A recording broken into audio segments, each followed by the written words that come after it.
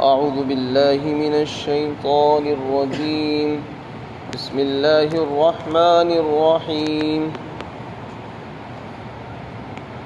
وأورثكم أرضهم وديارهم وأموالهم وأرضا لم تطئوها وكان الله على كل شيء قديرا۔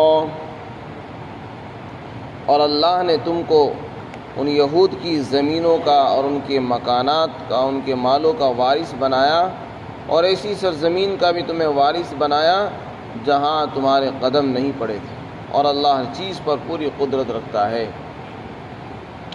اس سے پہلی آیت میں غزوہ بنو قریظہ کا بیان تھا۔ بنو قریظہ مدینہ سے باہر 5-6 کلومیٹر کے فاصلے پر یہود کا ایک خاندان تھا۔ ان کے ساتھ مسلمانوں کا معاہدہ ہوا تھا۔ یہ 3 قبیلے تھے۔ 2 قبیلوں کو تو غداری کی بنیاد پر نکال دیا گیا تھا، جلا وطن کر دیا گیا، بس ایک ہی قبیلہ مدینہ میں رہ گیا تھا۔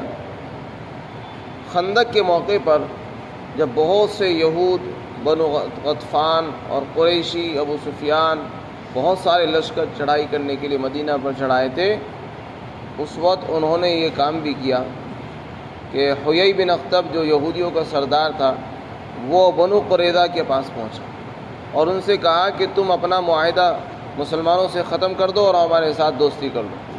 اس وقت ہم مسلمانوں کو ختم کرنے کے لیے آئے ہیں، لہذا اب تم ہمارا ساتھ دو۔ انہوں نے انکار کر دیا تھا،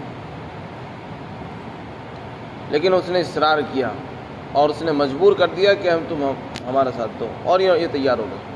انہوں نے مسلمانوں سے غداری کی اور دوستی توڑ دی اور ان کے ساتھ دوستی کر لی۔ جب آپ کو اس کی خبر ملی تو آپ نے اس وقت ان سے انتقام نہیں لیا۔ خندق سے فراغت کے بعد جب وہاں کے لوگ جماعتیں چلی گئیں کفار کی اور اللہ نے ان کو واپس پیچھے ہٹا دیا، تو پھر اللہ کے رسول صلی اللہ علیہ وسلم نے بنو قریظہ سے مقابلہ کیا اور ان کا محاصرہ جاری رکھا۔ آخر میں طے یہ ہوا کہ ان کے جنگجوؤں کو مار دیا جائے، قتل کر دیا جائے، اور ان کی عورتوں کو اور بچوں کو غلام بنا لیا جائے۔ چنانچہ اسی کے مطابق فیصلہ ہوا۔ اس کا بیان اس سے پہلی آیت میں ہے کہ اللہ رب العزت فرماتے ہیں کہ دیکھو ہم نے ان کے دلوں میں مسلمانوں کو رعب ڈال دیا اور ان کے محل، ان کے قلعوں سے ہم نے ان کو نیچے اتار دیا، حالانکہ وہ اوپر چڑھ گئے تھے۔ اور پھر یہ منظر بھی دیکھا تم نے کہ تم ایک جماعت کو قتل کرنے لگے اور ایک جماعت کو تم گرفتار کرنے لگے تھے۔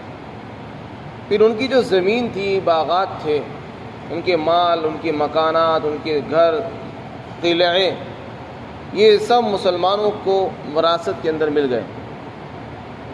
اسی کا بیان اس آیت شریفہ میں اللہ رب العزت فرماتے ہیں کہ ہم نے تم کو یہود کی سرزمین کا، ان کی زمینوں کا، ان کے مکانوں کا، ان کے گھروں کا، ان کے مالوں کا مالک بنا دیا اور وارث بنا دیا۔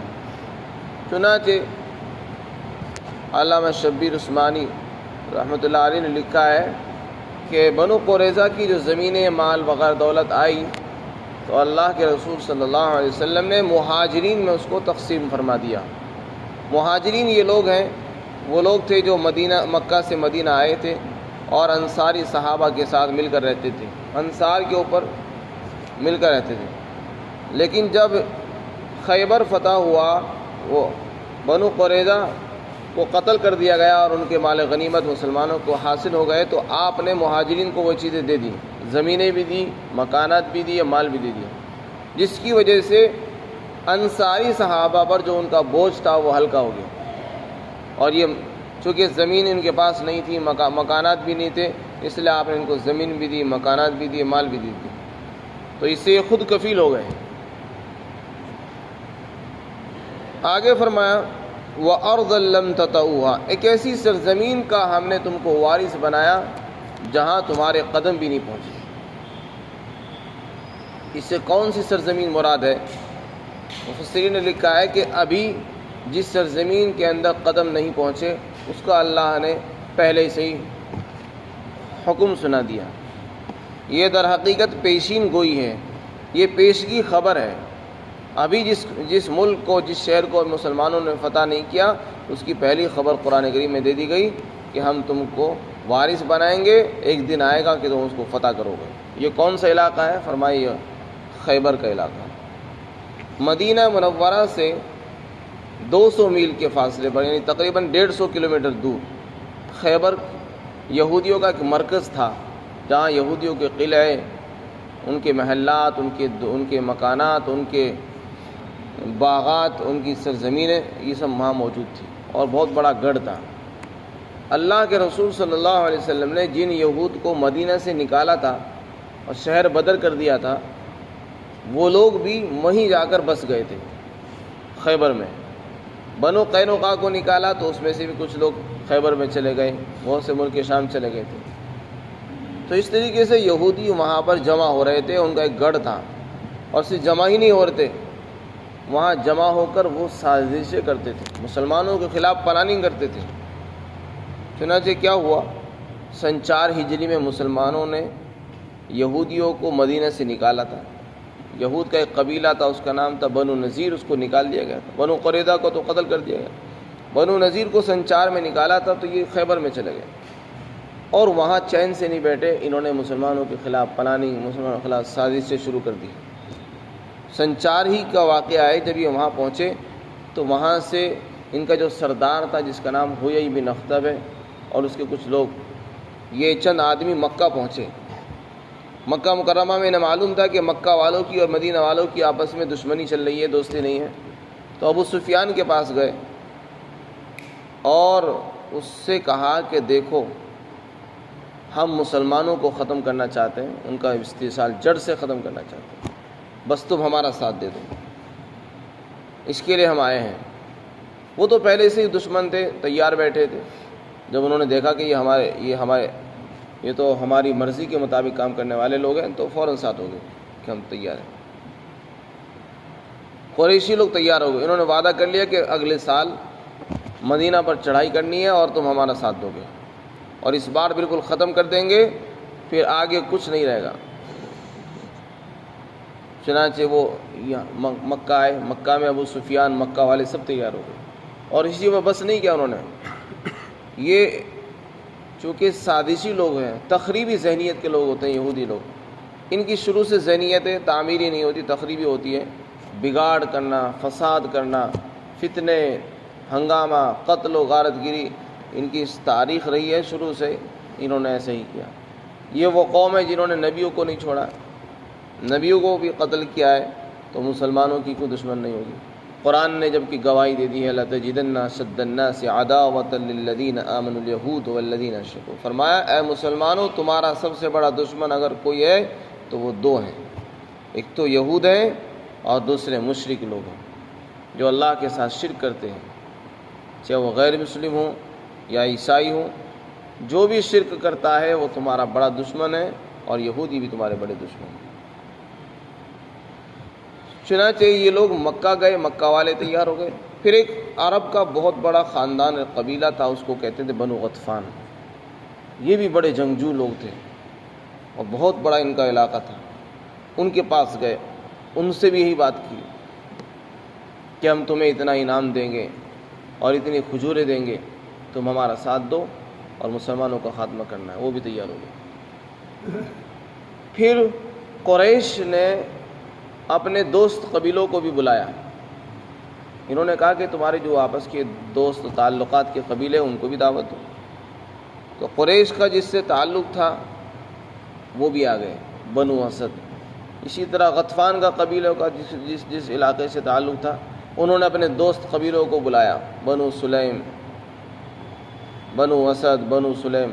اور اسی طرح یہودیوں کا بھی کسی قبیلے سے تعلق تھا، دوستانہ تعلق، انہوں نے اپنے دوستوں کو بلایا۔ تو اس طریقے سے 5-6 قبیلے، 5 بڑے بڑے خاندان ہو گئے، بہت سی جماعتیں ہو گئی، اس لیے اس کو احزاب کہتے ہیں۔ اور یہ سب مدینہ پر چڑھ آئے تھے۔ تو مدینہ پر جو چڑھ آئے تھے، جب اللہ کے رسول کو پتہ چلا کہ یہ سب مل کر آ رہے ہیں، بہت ساری پارٹیاں، جماعتیں آ رہی ہیں، تو آپ نے خندق کھدوائی تھی۔ تو اسی کی وجہ سے سن 5 ہجری کے اندر یہ غزوہ خندق، غزوہ احزاب ہوا۔ تو غزوہ خندق کرانے والا جو پیش ہے وہ یہودی ہے، اور یہودی کون ہے؟ جس کو مدینہ سے نکالا گیا تھا۔ یہ مدینہ سے نکل کر خیبر پہنچے تھے، خیبر سے انہوں نے پلاننگ شروع کر دی تھی، اور پھر وہیں سے مکہ والوں کو تیار کیا، ادھر سے بنو غطفان کو بلایا، ادھر سے دوسرے قبیلوں کو بلا کر مدینہ پر چڑھائے تھے۔ تو آپ نے ابھی تو چونکہ 5 ہجری کے اندر انہی سے مقابلہ ہوا، پھر آپ نے ان سے فارغ ہونے کے بعد بنو قریظہ کو قتل کرایا، پھر سن 6 ہجری کے اندر آپ عمرے کے لیے تشریف لے گئے، صلح حدیبیہ ہوئی۔ تو حدیبیہ سے جب واپس آ رہے تھے اور مکہ والوں نے آپ کو عمرہ کرنے نہیں دیا، تو اللہ تعالیٰ نے آیتیں نازل فرمائی، اِنَّا فَتَحْنَا لَكَ فَتْحًا مُبِينًا، ہم نے تمہیں فتح مبین عطا فرمائی ہے۔ اِنَّا فَتَحْنَا لَكَ فَتْحًا مُبِينًا لِيَغْفِرَ لَكَ اللَّهُ مَا تَقَدَّمَ مِن ذَنبِكَ وَمَا تَأَخَّرَ وَيُتِمَّ نِعْمَتَهُ عَلَيْكَ وَيَهْدِيَكَ صِرَاطًا مُسْتَقِيمًا وَيَنصُرَكَ اللَّهُ نَصْرًا عَزِيزًا۔ اس میں آیات میں اللہ تعالیٰ نے آپ کو خوشخبری سنائی فتح کی۔ اس سے مراد فتح خیبر کی فتح تھی۔ مسلمان وہاں سے ناکام آ گئے تھے، مکہ جا رہے تھے، مکہ جانے نہیں دیا گیا، عمرہ کرنے سے روک دیا گیا، تو وہاں صلح ہوئی، دبگر صلح ہوئی تھی۔ مسلمان پریشان تھے، لیکن اللہ نے آپ کو مسلمانوں کو تسلی دینے کے لیے خیبر کی فتح سنا دی کہ تمہیں انشاءاللہ خیبر جلد ملنے والا ہے اور تم کو وہ ملے گا۔ تو جیسے ہی آپ حدیبیہ سے گھر واپس آئے، 2 مہینے آپ نے قیام کیا، اور تیسرے مہینے پھر آپ خیبر کے لیے روانہ ہو گئے۔ چونکہ یہ لوگ بہت سازشیں کر رہے تھے، تو ان کی جڑ کو ختم کرنا اور ان کے مرکز کو توڑنا ضروری تھا۔ تو اس لیے سن 7 ہجری کے اندر آپ صلی اللہ علیہ وسلم خیبر تشریف لے گئے۔ وہاں آپ نے ان کے قلعوں کا محاصرہ جاری رکھا، مہینوں تک جاری رہا، اور بہت سخت مقابلہ ہوا۔ بہت سے قلعے والے تو جلد تابع دار ہو گئے اور انہوں نے ہتھیار ڈال دیے، اور بہت سے قلعوں کے ساتھ بہت جنگ ہوئی، اور کئی دن تک جنگ ہوتی رہی۔ آخر کار اللہ نے مسلمانوں کو فتح نصیب فرمائی، اور ان کے قلعے، ان کی زمینیں، باغات، سب چیزیں مسلمانوں کے ہاتھوں میں آئی۔ اس مرتبہ یہ جو خیبر فتح ہو گیا، تو انہوں نے یہ رائے دی کہ آپ ہمیں یہاں سے نکالیں گے اور ہماری زمین آپ رکھ رہے ہیں، ہم یہ چاہتے ہیں کہ ہم اپنی زمینوں میں رہیں، اور چونکہ ہم ان زمینوں کو جانتے بھی ہیں، باغات میں ہم رہتے ہیں، ہمیں ان کے بارے میں خوب تجربہ بھی ہے باغات کا، تو ہم یہی رہنا چاہتے ہیں، اگر آپ ہمیں اجازت دے دیں تو ہم یہی رہیں گے۔ تو آپ نے اس شرط پر ان کو منظور کر لیا کہ تو ٹھیک ہے، تم یہی رہو گے، لیکن زمینوں کی، باغات کی پیداوار کا آدھا حصہ مسلمانوں کو بھیجیں گے اور آدھا تم رکھو گے، محنت تم کرو گے، زمینیں ہماری کہلائیں گی، اور ہم جب چاہیں گے تمہیں نکال دیں گے۔ آپ نے یہ طے فرما دیا، یہ زمینیں، یہاں مکانات اب تمہارا کچھ بھی نہیں ہے، یہ سب ہمارے ہیں، جب ہم چاہیں گے نکالیں گے، بس تم یہاں رہ کر مزدوروں کی طرح کام کرو، اور سال میں آدھی پیداوار ہماری ہوگی اور آدھی تم رکھو۔ تو اس پر جو ہے ان کا ساتھ معاملہ ہوا، معاملہ مخابرہ کہلاتا ہے۔ اسی طرح خیبر کے قریب فدق کی زمینیں بھی آپ کے پاس آئی، وہاں کے لوگوں نے بھی ایک نئی تجویز پیش کی، اور یہ کہا کہ حضرت آپ ہمیں آدھی زمین دے دو، بجائے اس کے کہ ہم کام کریں اور ہم آپ کو آدھی کمائی دیں اپنی، اس سے بہتر یہ ہے کہ آپ ہمیں آدھی زمین ہمیں دے دیں رہنے کے لیے، اور آدھی زمین آپ رکھ لیجیے۔ چنانچہ آپ اس پر بھی راضی ہو گئے۔ تو اس طریقے سے بہت مال و دولت مسلمانوں کو حاصل ہوا۔ خیبر کے فتح ہونے کے بعد مسلمان آسودہ ہو گئے اور خوشحال ہو گئے۔ اس سے پہلے مسلمان کمزور تھے، غریب تھے۔ جب اللہ تعالیٰ نے خیبر فتح فرمایا تو اس سے مغانم کثیرہ، بہت سارا مال و دولت مسلمانوں کو حاصل ہوا۔ اسی کی پیشین گوئی اس آیت میں اللہ نے فرمائی، وَأَرْضًا لَمْ تَطَئُوهَا، جس سرزمین کو تم نے ابھی روندا بھی نہیں ہے، وہاں قدم بھی نہیں تمہارے پہنچے ہیں، ہم نے تم کو اس کا وارث بنا دیا، جاؤ، جب جاؤ گے وارث بن جاؤ گے، مل جائے گی تم۔ تو ابھی تک فتح نہیں ہوا تھا، اسی سے پہلے اللہ تعالیٰ نے خوشخبری سنا دی۔ چنانچہ جیسے مسلمان گئے تو وہ فتح ہو گئے۔ بعض علماء نے فرمایا کہ اس سے قیامت تک جو بھی ممالک فتح ہوں گے وہ سارے ممالک اس میں داخل ہیں، یعنی اللہ تعالیٰ نے تم کو ایسی زمینوں کا بھی وارث بنایا ہے مسلمانوں جہاں تمہارے قدم نہیں پہنچے ہیں، اور جب پہنچیں گے تو تم ان کے مالک بن جاؤ گے، اور وہاں تمہارا اقتدار ہوگا، حکومت ہوگی۔ چنانچہ قیامت تک مسلمان جو بھی زمینیں، ممالک فتح کرتے رہیں گے وہ سب اس کے مصداق میں داخل ہوں گے۔ وَكَانَ اللَّهُ عَلَى كُلِّ شَيْءٍ قَدِيرًا، اللہ ہر چیز پر پوری قدرت رکھتا ہے۔ یعنی بظاہر ایسا معلوم ہوتا ہے کہ یہ طاقت والے ہیں، ان کے پاس حکومت ہے، طاقت ہے، فوج ہے، سب کچھ ہے، لیکن جب اللہ تعالیٰ چاہتے ہیں تو منٹوں کے اندر سب کی حکومتیں کیا ہلا کر رکھ دیتے ہیں اور ختم کر دیتے ہیں۔ بنو قریظہ کا بھی وہی ہوا، بنو خیبر کا بھی یہ حال ہوا۔ خیبر کے اندر کتنا مضبوط ان کا گڑھ تھا، مرکز تھا، طاقت تھی، جنگجو تھے، لیکن اللہ نے جب ان کے دلوں میں رعب ڈالا تو ان کو اپنی چیزوں سے دستبردار ہونا پڑا۔ انہوں نے اپنی زمینیں چھوڑ دی، مکانات چھوڑ دیے، باغات چھوڑ دیے اور خود بھی چھوڑ دیے، سب چیزوں سے خالی ہاتھ ہو گئے۔ تو اللہ تعالیٰ جب چاہتے ہیں لوگوں کو جو ہے اس بلندیوں سے نیچے گرا دیتے ہیں، اور جو نیچے ہوتے ہیں ان کو اٹھا دیتے ہیں۔ وہ جب چاہے مالدار بنا دے، وہ جب چاہے کنگال بنا دے، اس کی قدرت ہے، اسی کی مرضی ہوتی ہے، اس سے ڈرتے رہنا چاہیے انسان کو۔ اللہ تعالیٰ ہم سب کو عمل کی توفیق عطا فرمائے۔